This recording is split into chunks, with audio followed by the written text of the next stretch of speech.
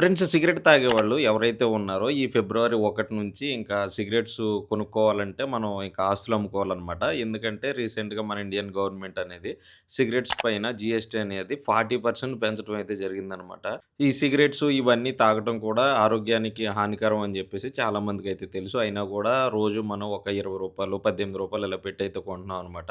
ఫిబ్రవరి 1 నుంచి మనం కొనుక్కోవాలంటే కూడా చాలా ఇబ్బందయితే పడాల్సయితే ఉంటది. ఈ సిగరెట్ పైన పెంచడం వల్ల ఏమైందంటే, సిగరెట్‌కి సంబంధించిన స్టాక్స్ అయితే కొన్నున్నాయన్నమాట. ఇప్పుడు మెయిన్‌గా జూసుకుంటే ఐటీసీ కంపెనీ అనమాట. Indian tobacco corporation. ఈ స్టాక్ అయితే ఒకసారైతే మీరైతే చూడండి. ఎక్కడో రూ. 403 ఉండాల్సిన స్టాకు కేవలం 4, 5 రోజుల్లోనే మనకి రూ. 50 అయితే పడిపోయింది. చాలా నష్టమైతే జరిగిందనమాట.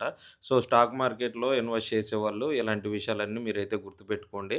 ఒక్క న్యూస్ వల్ల స్టాక్ అనేది మినిమమ్ రూ. 50 అయితే పడిపోయింది. కేవలం 3, 4 రోజుల్లోనే. సో, స్టాక్స్‌లో ఇన్వెస్ట్ చేసేవాళ్ళు ఎవరన్నా ఉంటే జాగ్రత్తగా ఇన్వెస్ట్ చేయండి.